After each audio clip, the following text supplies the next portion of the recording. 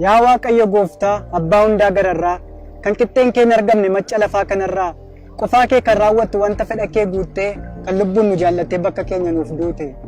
Baafnee sitti argisiifna iddoo hir'ina keenyaa sagalee keetti hirkannu bakka akeekne geenya. Sin kadhadha Gooftaa Waaqa hundaa dandeessu ba'aa keenya fuutee akkati lafa keessu. Iji kee nu hubata fagootti argita miidhama keenyatti sati nuuf darbita.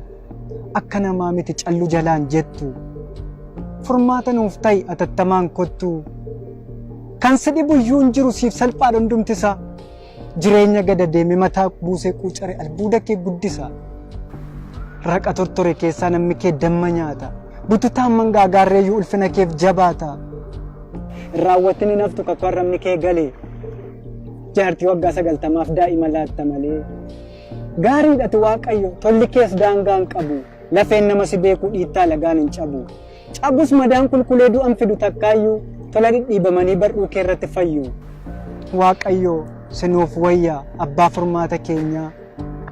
Maqaa kee yoo waammannu bara darbuu dandeenya.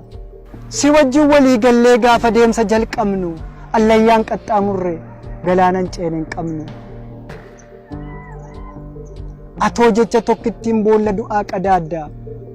Gooftaadhati dhuguma dinqiin hojii kees adda.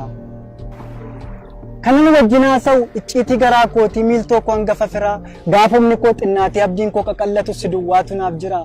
Bor maal ta'innaa jedhee yaaddoodhaan guduunfamee garaan koon bibir'atu utuun maqaa kee dha'u qaawwi jireenya kootiyyuu alagaatti mul'atu.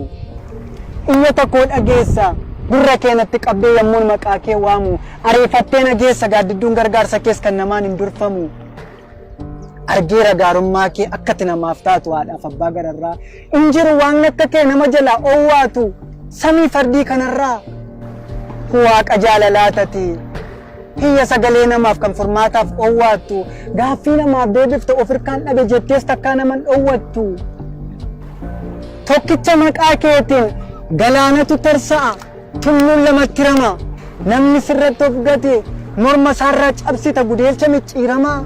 Na gargaara akkan gogee mul'anni koo amma seenne akkan daldala cubbuu gabaa lagaatti hin seenne akkan qarooma jedhee madaa kee quban keenye akkan waadaa kee ganee balbala ormaan teenye akkan gaaddisa gogu jala mataan qabanne galfatan sirkaa fuudhes akkan eeguun daganne akkan qilleensaa wajjin mana kee keessaa hin baane akkan dukkanatti hafee nyaata bineensaa hin taane akkan wanta godaanu teenyummaa koo hin hirkifne akkan bakka tana keessa dhiisee gad hin lakkifne harka kee nama ta'ee si dhiisee akkan hin banne waadaan si wajjin qabus darbadhee akkan hin ganne akkan Yihuudaa ta'ee dabarsee sin gurgurre akkan faallaa kee deemee maasii alagaan kurkurre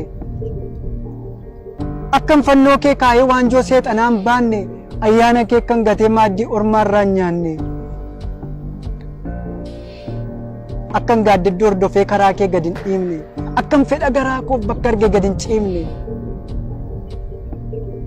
lapheen koos tatarsa'ee waan argeef akkan dhiigne faayidaattis michoomee firooma kee akkan diigne adaraati na oolchi wanta sobaan madaa'u ayyaana keetiin malee dadhabaadhan danda'u sammuu koorra naaf kaa'i mallattoo dhuunfaa keetii ammaataa baraa kana nan dhiisinat bakkeetti sammuu kootti idda godhii naaf kennu gummaa yabbuu kanan ittiin baatamee gowwoomsaa diinaa darbu. Al tokkoofuu nan baasin akeeka kee gidduudha wanti lafarratti argu hundumtuu gaaddidduudha.